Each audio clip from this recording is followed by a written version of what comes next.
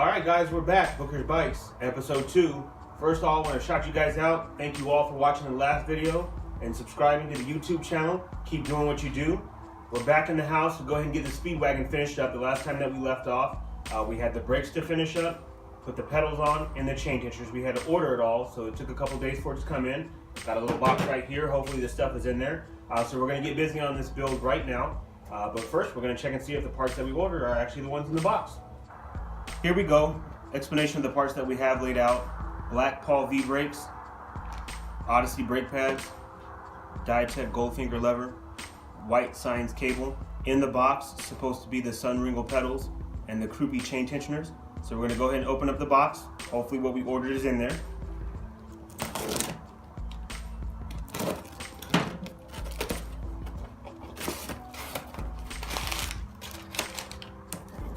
Looks to be good. Pedals are here. Chain tensioners are here. And like any responsible bike addict, an extra part for the next build. And looks like we're all set to go. All right, now it's time to put the rear chain tensioner on. So what we're gonna do, first of all, explain a little bit about what the tensioner does. First thing it does is stop the wheel from pulling forward when you put tremendous pressure on the cranks. The other thing, it gives you the ability to be able to adjust the chain little by little and get more precise adjustment out of it. I always like to run them on all my bikes just because I'm a little paranoid about the wheel pulling forward. I'll go ahead and get this one torqued down for you. There we go. Now it just requires a little bit of pressure to be put on the rear of the dropout, just enough to get these tiny stay bolts tight. There's that one. Left one's all set now. Okay, and then we make sure that the chain is properly tensioned. A little bit of deflection. Wheel center. And torque these down.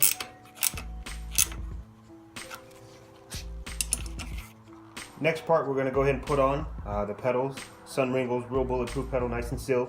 I'm always going to take and stick a little grease just on the threads, actually a lot of grease, just to make sure that the pedal doesn't get frozen in there.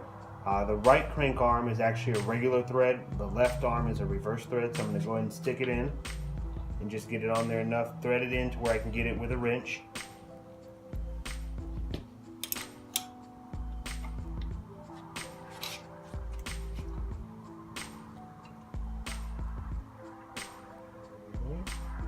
And for right now, just snugging it down. I'll get all the torquing done when the bike is off the rack. There we go. The last part of the brake install, we went ahead and got the pads installed off camera, set the spring tension, all that. It took us about 30 seconds for us to get it all resolved out. Now what we're gonna do is we're gonna go ahead and cut the end off the cable, pull the cable out, measure the housing to the length of the bike, put a little oil down inside the housing, and then put the cable back in, and then get the brakes all ran and dialed in.